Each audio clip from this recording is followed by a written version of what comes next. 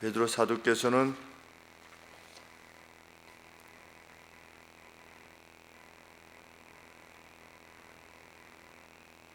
(19절) 1장 19절 말씀에 날이 새어 샛별이 예수 그리스도께서 너희 마음에 일어나실 때까지 우리 주께서 이러신 분이시구나, 정말 이 말씀을 따라야 되겠구나 라고 하기까지 말씀에 주의를 기울여라, 그렇게 말씀하셨습니다. 왜냐하면 말씀은 그냥 사람이 영리하게 고안한 것이 아니라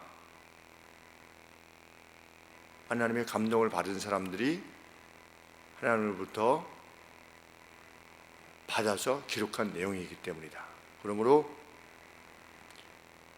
이 말씀에 주의를 기울이고 있느라면 예수 그리스도께서 너희 마음에 떠오르시게 될 것이다, 일어나시게 될 것이다.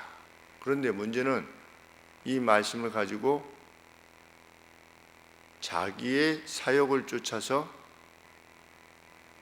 가르치려고 하는 자들이 일어날 것이다. 성경 말씀은 자기의 사사로운 이익을 위하여서 사사로운 해석의 대상이 될 수 없으리만큼 심적인 말씀인데, 그것을 가지고 자기의 욕심을 채우려고 사람들을 미혹해서 하나님의 말씀을 왜곡시키려는 자들이 있게 될 것이다. 그러므로 이것에 매우 주의하면서 성경의 말씀에 기울여야 된다, 이런 말씀입니다. 그래서 2장 1절에 너희들 가운데 또한 거짓 선지자들이 일어나기 때문이다.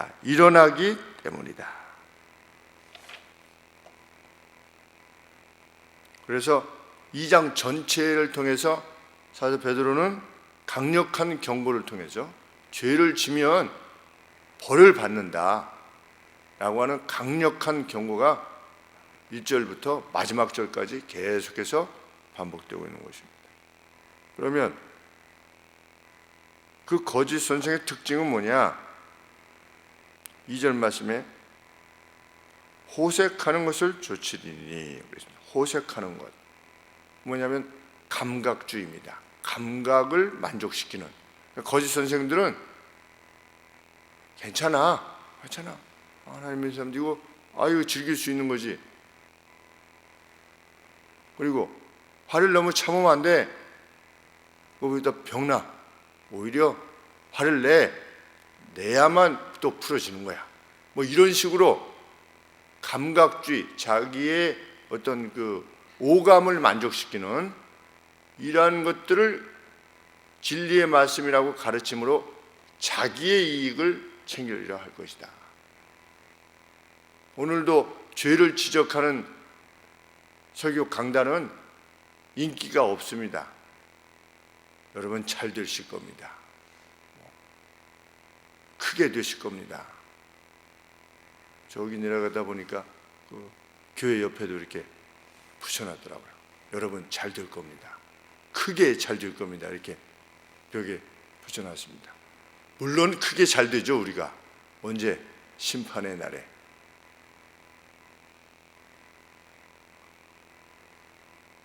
감각주의란 뭐냐? 내가 행하는 말과 행동과 결정이 어떤 가치를 지니고 있느냐 보다 자기의 오감을 더 즐겁게 하는 것, 그게 감각주의입니다. 내가 낚시를 하러 가고 싶습니다. 그런데 그 낚시를 함으로 가정이 어떻게 생기고 어떤 문제가 생기고 또 사회를 자기의 책임을 다하는 면에 있어 어떤 문제가 생기고 이런 것들에 개의치 않고 나는 낚시가 그냥 좋은 겁니다. 나는 골프가 좋은 겁니다. 오늘 가서 코스를 어떻게 이것이 예배 드리는 가운데 내내 이렇게 생각이 나게 되면 그게 뭐냐? 그게 감각주의입니다. 다른 것이 감각주의인 것이 아니라, 그러니까 남성을 다른 남성과 다른 여성을 취하려고 하는 그 문제로 인해서 어떤 괴로운 일이 발생할 줄 알면서도 예견하면서도 그렇게 하면 그것이 감각주의인 겁니다. 지금도 뭐 이렇게 또 다시 사회가 어려움을 겪게 되는 것이 동성애 아니겠습니까? 클럽이라고 하는 데가 동성애 클럽인 거죠. 밀접 접촉했다. 그게 뭐겠습니까? 그냥 우리는 접촉했다잖아요. 일반 사람들은 밀접 접촉했다. 이게 무엇을 의미하겠는가? 그러니 옮지 않을 수가 없는 겁니다. 그런데 신문 방송에도 전혀 언급하고 있지 않지요. 거기서 그런 관계를 통해 가지고 걸려온 사람 때문에 같이 근무하다가 여기서 이제 뭐 클럽 같은 데서 해서 와서 걸린 사람하고 같이 근무하다가 걸린 사람이 교회를 온 거예요. 근데 이 교회 이름은 대문짝하게 되는 겁니다. 무슨 언급이 없고 그들이 어떤 일로 인해서 이런 문제가 발생했다는 것에 대해서는 전혀 언급이 없고 오히려 그 사람에 의해서 피해자가 된 사람이 교회를 나갔다고 하는 사실에 대해서 그 교회 이름을 대면서 마치 교회가 잘못하고 있는 것처럼 이렇게 하는 것이 지금의 우리의 사회입니다. 다 점령이 돼서 정말 밥맛이 나지 않을 정도로, 물론 이 큰 일도 하나님의 섭리 가운데 이루어지리라 믿고 우리가 기도하고 있지만 우리나라가 어떤 나라가 될지 참 심히 근심이 되지 않을 수 없습니다. 그런데 그럴 때 그래도 위로가 되는 것은 로마 시대 때는 오죽했겠는가. 이 베드로전서 후서가 기록될 당시에는 교회 내 그 핍박 가운데서도 이단들이 있어가지고 교회를 그렇게 괴롭히고 외부적으로는 또 그러하고 또 우리 요한계시록 같은 데도 보면 이 남색하는 자는 하나님 나라에 들어갈 수 없다라고 하는 것을 보면 그때 당시도 그 문제로 굉장히 사회가 괴로웠었겠구나 이런 생각을 하는 겁니다. 오죽하면 사도들이 그것에 대해서 언급했을까. 비단 우리 시대만의 문제가 아니고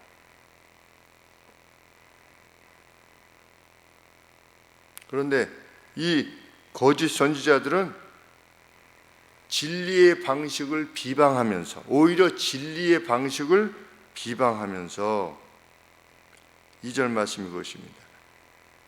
여러 사람이 저희의 감각주의를 쫓을 것인데 이로 인하여 진리의 길이 오히려 회방을 당하게 될 것이다. 여기서 회방이라고 하는 건 뭐냐면 그래가지고 되겠어? 그런 회방을 말하는 겁니다. 이렇게 욕을 듣는 겁니다. 10절 말씀해 보시면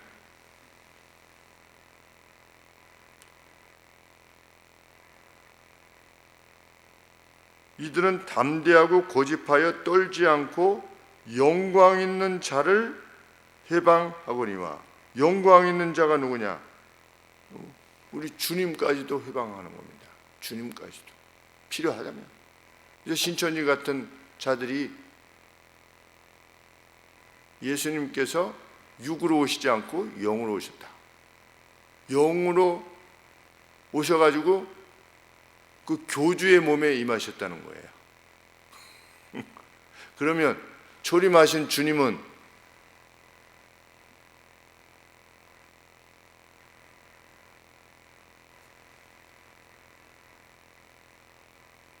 육과 영을 지니신 분이라고 이 성경에 이렇게 돼 있는데 제자들하고 같이 드시기도 하고 심지어 부활하시고 나서 드시기도 하고 길에서 고나시기도 하고 성경이 다 있는데 예수님이 그냥 영으로 오셨다는 겁니다.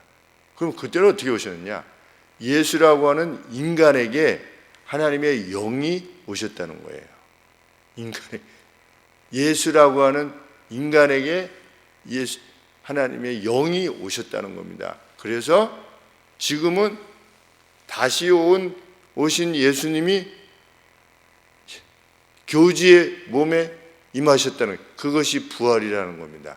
자기가 참 이게 뭡니까? 영광의 주를 해방하는 겁니다. 욕되게 하는 것입니다. 그것만큼 욕되게 하는 것이 어디 있겠습니까? 자기가 예수다, 그런 말 아니겠습니까? 자기 위에 임한 하나님의 영이 자기 위에 임했대요. 그게 다시 오신 거래요. 그러면서 결국 행하는 것이 무엇입니까? 비자금을 만들어 놓는 거죠. 비자금. 결국 행하는 것이 자기의 이익을 위하여 많은 사람들에게, 많은 사람들의 재산을 빼앗아서 거짓으로. 그래서 1절 말씀에 그렇게 언급하고 있는 것입니다. 거짓 선지자들이 일어나서 나는 이와 같이 너희 중에도 거짓 선생들이 있으리라. 저희는 멸망케 할 이단을 가만히 끌어들여. 이단이 뭐하는 자들인가? 사람들을 멸망시키는, 멸망의 길로 인도하는 마귀의 일꾼인 거죠. 마귀의 일꾼. 실상은 마귀가 그 심령에 들어가서 그 악한 짓을 하도록 행하는 것입니다. 거짓 스승들의 특징이 뭐냐? 13절에 보시면 낮에 주연을 베풀고 흥청거렸다. 낮에 불의의 값으로 불의를 당하며 낮에 연락을 기쁘게 여기는 자들이니 점과 흠된 자들이다. 너희와 함께 연회할 때에 저희 간사한 가운데 연락을 행하였다. 그러니까 그냥 노세 젊어서 노세, 너 하고 싶은 거 해. 왜? 예수님이 우리를 이미 구원하셨으니까 그런 것들로 인해 너희 구원이 취소되지 않아. 괜찮아. 그 정도 해도 돼. 우리 준동 친구 커피앤도서관 친구를 위해서 행하고 있는데 지금 많이 어렵다.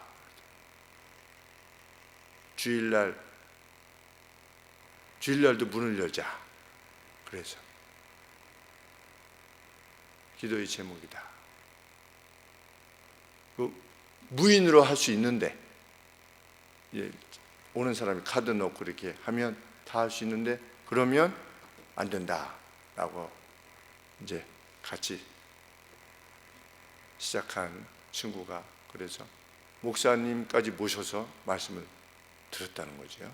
목사님까지 모셔서 목사님이 화성교회 목사님이 당연히 주의를 지킬 것을 요청하고 이렇게 하셨는데 만약에 거기서 성도님들 어떻게 하겠습니까? 주의를 안 지키면 이렇게 혹시라도 매출이 떨어지면 어떻게 되겠습니까? 주일날도 일하세요. 만약에 이렇게 되면 거짓 선지자인 거죠. 사람의 가려운 귀를 긁어주는. 주일날 어떤 돈 버는 모임이 생겼다. 가는데 가면 한 번에 50만 원 준다더라. 가령 예를 들면 그냥 참석만 하면. 그래서 예배만 딱 드리고 만약에 가게 된다. 그것도 주의를 지키는 것이 아니죠. 실상은.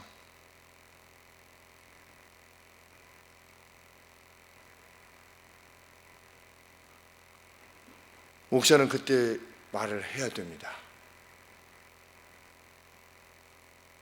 참 어려운 일입니다. 오늘날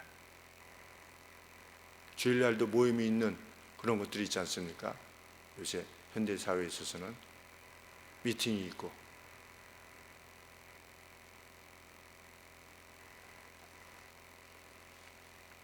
13절에 또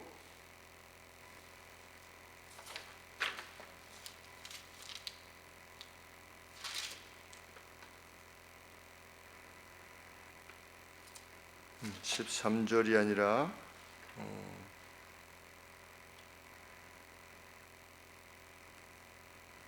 11절에 더 큰 힘과 능력을 가진 천사들이라도 주 앞에서 누구보다 사람보다 더 큰 힘과 능력을 가진 천사들이 주 앞에서 저희를 거스려, 여기서 저희를 누구냐면 거짓 스승들입니다.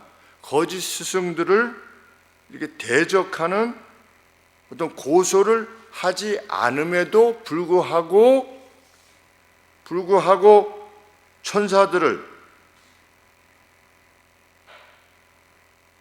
우리 10절에 보면 그 영광 있는 자는 천사들이고, 그 10절 상반절에 있는 주관하는 이가 주님이시고, 그 뒤에 영광 있는 자라고 하는 것은 영어 성경에 뭐라고 되어 있냐면 angelic majesties 그랬습니다. 천사적 권세자들, 이런 뜻입니다. 그러니까 이 거짓 스승들이 주님을 회방했을 뿐만 아니라 천사들까지도, 영광의 그 주관자들, 천사들까지도 해방했는데, 그 천사들은 이들에 대해서 주님 앞에서, 이 자들이 주님 앞에서 악을 행했습니다 라고 고소하지 않는 거예요. 더 큰 힘과 능력이 있다 할지라도 이 천사들은. 그런데 이 거짓 스승들은 그 천사들을 막 욕하는 겁니다. 왜 욕했는지는 모르겠습니다. 근데 영광의 천사들을 막 욕하기까지 하면서 자신의 권위를 막 드러내는 것입니다. 그러니까 이런 것일 수 있겠습니다. 그냥 나는 천사도 욕할 수 있는 권세가 있어 라고 하는 식으로 행할 수 있었겠습니다. 베드로 사도께서는 계속 표현합니다. 그들은 결코 죄로부터 쉬지 않았다. 간음으로 충만한 눈을 가지고 있었으며, 14절에 경고치 않은 영혼들을 꿰었고 탐심에 훈련된 가슴을 가지고 있었다. 가슴이 탐심에 훈련된 겁니다. 늘 탐심 쪽으로 향하는 겁니다. 그런데 베드로는 그들이 준다는 것은 자유이지만, 자유를 준다고 했지만 실상 그것은 자유를 주는 것이 아니라 타락의 노예가 되는 것이다.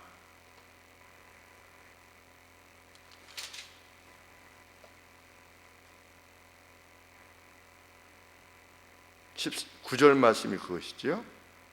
저희에게 자유를 준다고 해도 자기는 멸망의 종들이니 누구든지 진 자는 이긴 자의 종이 됩니다. 지면은 진 것의 종이 되는데 괜찮아 해도 돼 라고 자유를 주는 것 같지만 사실은 죄의 종이 될 뿐이다. 그것은 자유가 아니라 노예가 되는 것이다. 죄를 짓지 않으면 안 되는, 그 세욕을 쫓아가지 아니하면 안 되는 그러한 상태가 되는 것은 자유가 아니라 그것은 노예됩니다. 베드로 사도께서 언급하시는 겁니다. 그러면서 그렇게 되면 멸망할 것이다 라고 경고를 하는 것입니다. 그래서 그 경고의 예로 4절 말씀에 천사들이 범죄했을 때 어떻게 됐냐? 지옥에 던져서 어두운 구덩이에 던져지지 않았느냐?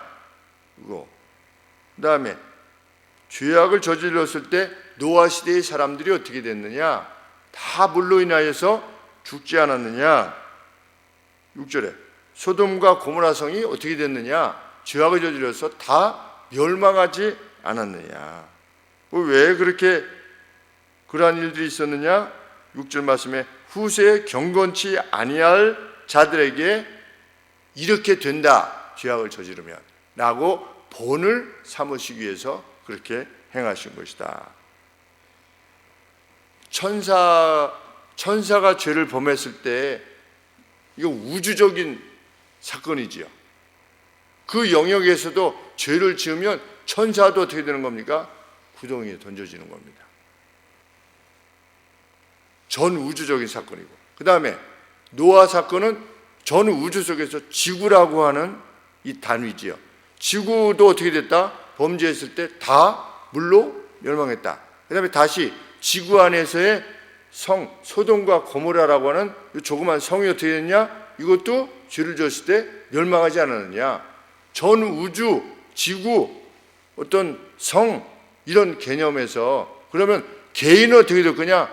개인이 죄를 지면 멸망당하는 것이 너무나 분명하지 않느냐. 지금 베드로 사도께서 이렇게 논지를 펴고 계시는 것입니다. 그러므로 타락 밖에 있어야 된다. 오늘 예수님을 믿는 이들에게 예수님을 믿는 것이 하나도 불편하지 않다. 그러면 물어봐야 됩니다. 이건 내가 죄로부터 자유하는 것이냐? 그렇기 때문에 하나도 불편함이 없는 거냐? 아니면 죄에 대해서 불편함이 없는 거냐? 죄로부터 자유해야 되죠. 죄로부터. 근데 죄 짓는 것에 대해서 자유한 사람들이 너무나 많은 겁니다.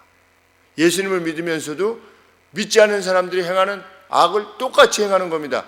그러니까 자유한 거예요.